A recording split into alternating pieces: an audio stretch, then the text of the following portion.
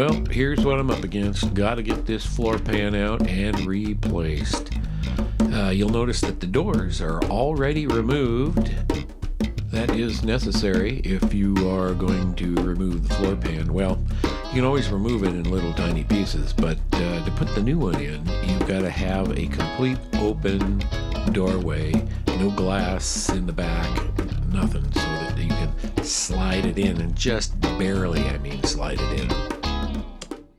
Hello. Well, as you can see, the floor is now cut out.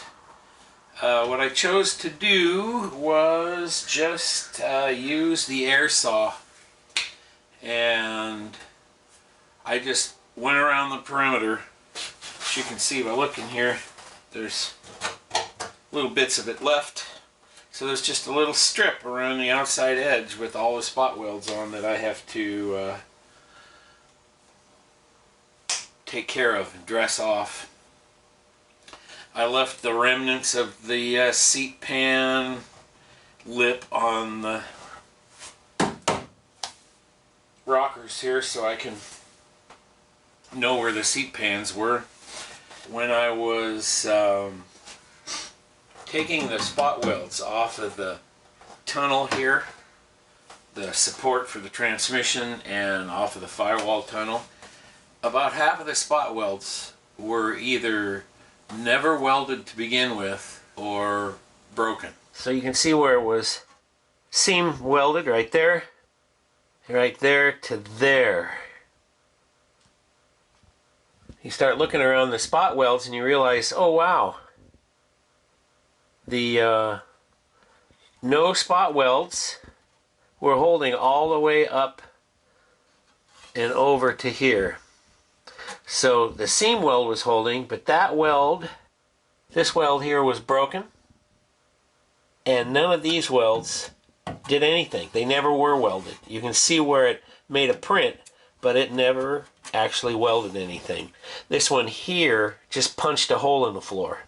What I ended up doing was just taking my die grinder and I just cut a square out of the tunnel, so that square that was welded, seam welded, would just stay with the support, and then I could remove the pan and go back and dress off that little square piece of metal.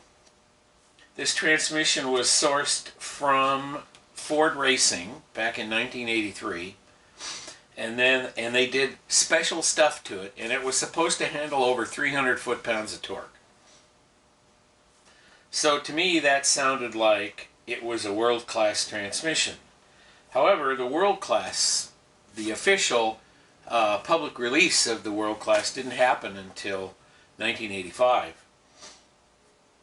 But this transmission has held up behind my 320 horsepower 302 and has not given me any trouble at all, or any signs of trouble. I suspect that if they were doing development work on the world class, that those parts are indeed in this transmission, because it was specially prepared SVO Ford Racing transmission. There's a certain amount of uncertainty there, so I've decided I am going to go ahead and install the TKX. Modern Driveline says that this transmission support here needs to be moved back 2.3 inches.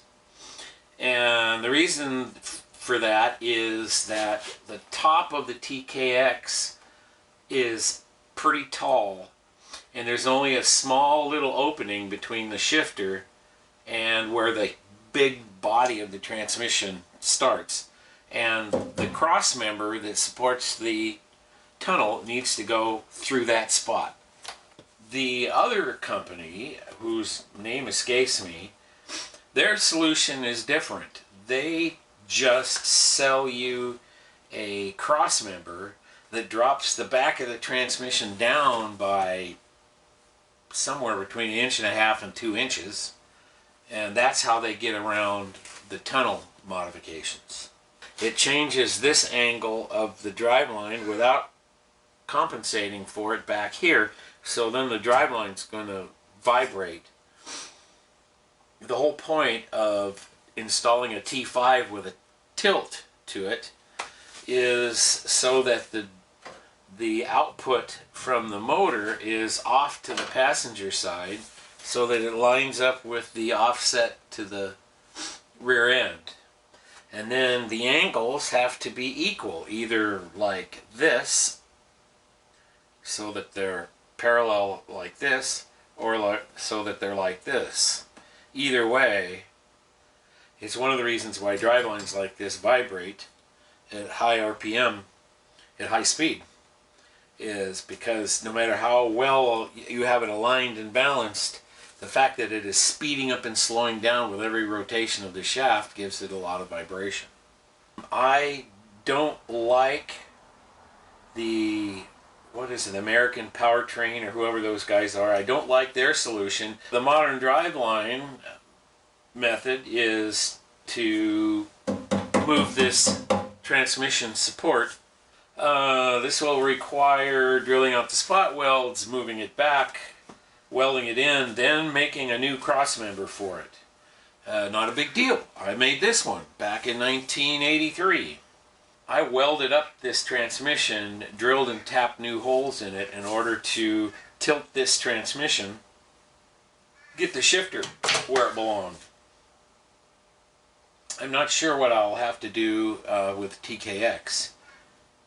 According to documents online, the T5 and the TKX have the same input shaft in terms of length and dimensions and whatnot. So my adapter and everything should work. I just don't know about the bolt pattern. I'm kind of thinking I'm going to do the Wally over at the 68 Mustang Restoration. If I have to change the bell housing, I'm going to go with the one he used, because it was adaptable to a mechanical clutch. There's always a possibility of a hydraulic clutch. So today I am just going to continue cleaning up all these spot welds, and when I get done with that, I will begin fitting the floor to it. I suppose I'll tackle this transmission thing here. I may start that today, I don't know. I need to get a few measurements before I sign off on that. Okay, and here you can see all the little bits and pieces that are still hanging on the body. And in this shot, all of the little bits and pieces have been drilled and removed. However, none of the spot welds have been dressed yet. If I knew then what I know now, I would have left the flange on the driver's side, because the pan came up short. I have come up with a plan. The problem I'm having is that this crossmember barely fits a TKX if it's in the right place. And without a transmission in hand, which is somewhere in September, October delivery day, this is July.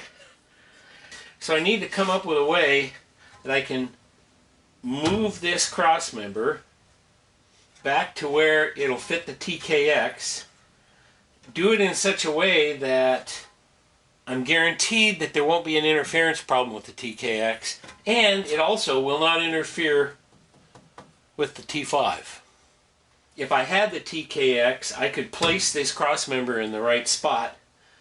There's only about 1/8 of an inch, maybe 3/16 of clearance on either side of this crossmember when it's placed into the right spot. Well, 3/16 of an inch is like a 1/64 of an inch down here on the weld. If I miss these welds, or the angle of this, by just a 1/64 of an inch, then the top won't be in the right place. So what I've decided to do, there's this extra little tang here. I'm going to grind that off, but I am going to make a cut right along here towards the front side of this support. I'm going to make a cut, and I'm going to cut 1/8 of an inch out, and then I'm going to pinch it together and I'm going to weld that in.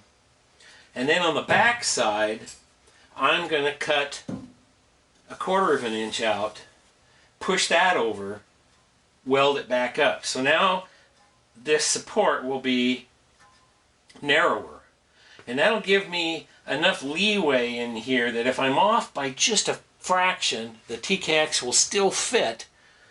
So basically just mark 2 3/4 of an inch over here and undo the spot welds and slide it over.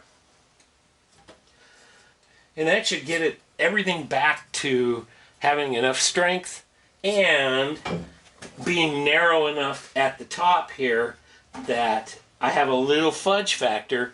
I don't have the bell housing, I don't have the transmission, I don't know exactly where it's going to end up. Is it going to end up right where this shifter is? According to the drawings, this shifter is in the exact same place on this T5 as it is on the TKX. So I don't have the clock rotation figures off the bell housing from QuickTime, and I don't have an exact placement of the shifter because I don't have the transmission. Anyway, so I'm going off of their drawings. There's some discrepancy on the depth of the bell housing,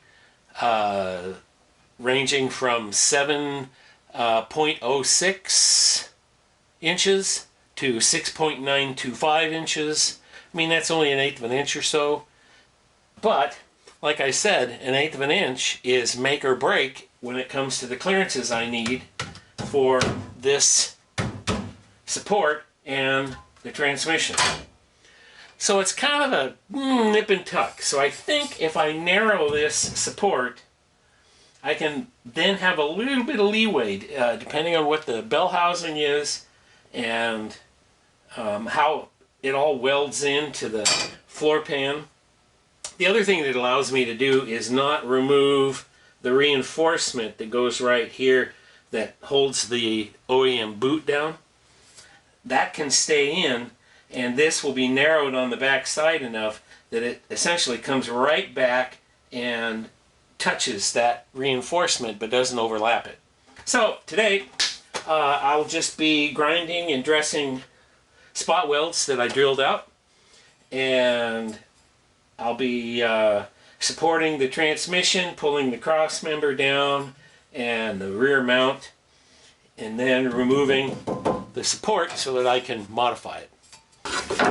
What I wanted to do is show you how I'm doing these welds. See if I can get a shot of it.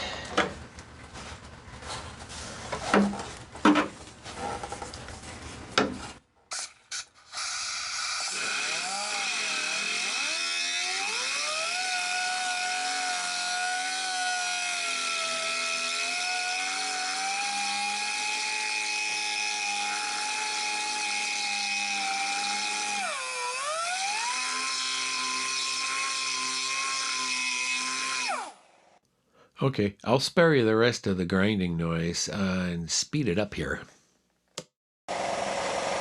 Okay, so the welds on the bottom here, I'm going to drill those from the bottom of the, grind them and drill them from underneath as these two.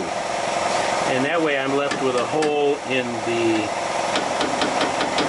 support rather than a hole in the frame. So I'm going to have to weld these up, but since I'm making my own connectors, subframe connectors, I'm seriously considering about running the connectors all the way up past here, and so then I can just plug these holes when I weld the subframe connector in. I'll have to straighten up all these dents and everything, but that's kind of my plan at this point. It should work. In the meantime, I'm just dressing off these welds here that I've already ground off. And you see, that's the way I did all of these, was use grinding. You see, there's almost no parent material, parent metal actually taken away. And seeing as how I'm putting in a new floor plan, that's the way I want to go. But I got to get the crossmember down. I have to rework it anyway because the support's moving back, so I'll have to re-weld it.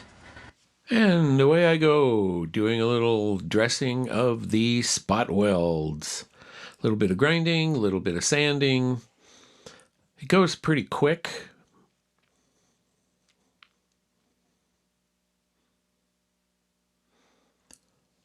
Oh yes, straightening the sheet metal. There was a lot of that. My little splitter didn't always leave the metal flat. Okay, now I am using a hacksaw to mark the 2 3/4 of an inch that I have to go back. That way, no matter what happens with me grinding and doing whatever, those marks would remain. So here I'm just separating spot welds. The ones on the right side are already done, and I'm just finishing up the driver's side there.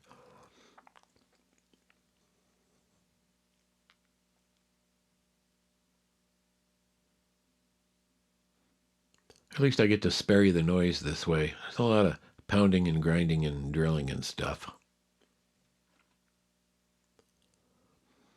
Ah, she's wiggling, and out she comes.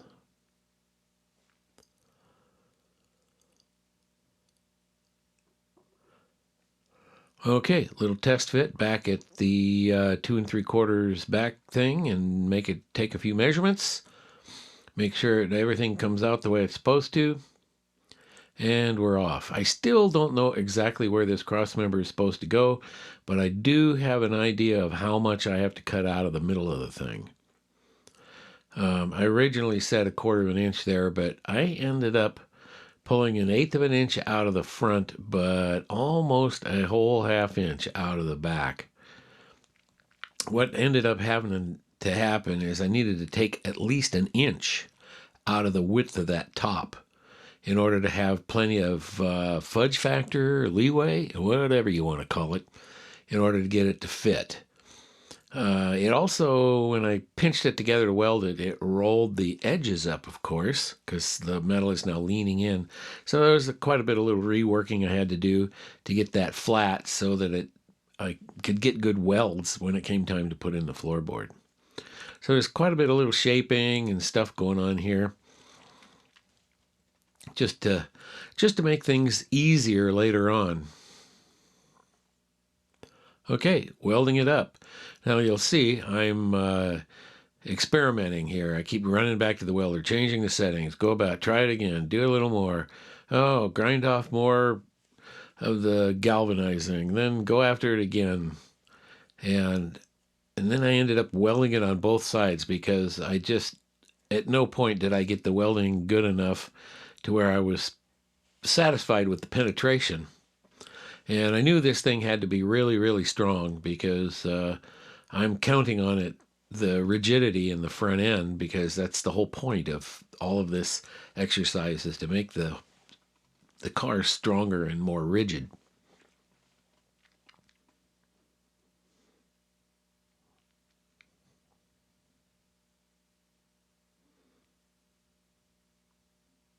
Yeah, see, here I'm welding the inside.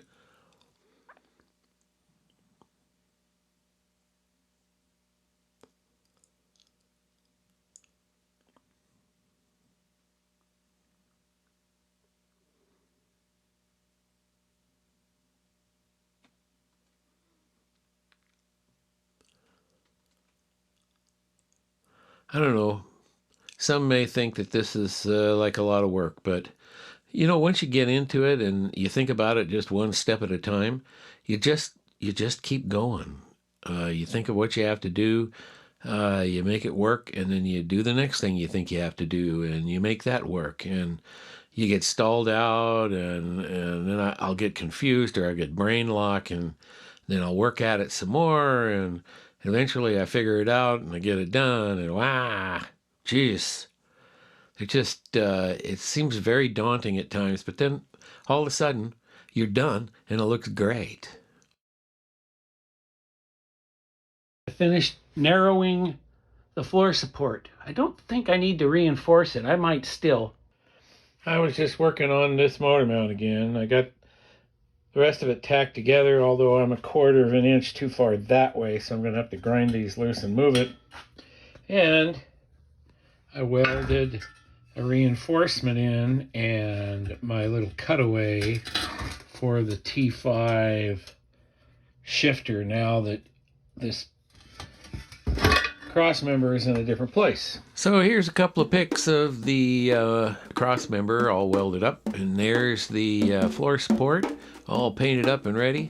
And after a week and a half of phone calls, I finally got somebody to pull the transmission out of a box and give me the critical measurement I needed, 14 5/8 inches. I can weld with confidence, and here it is, all welded in. And Betsy at Crater Lake again. Yay.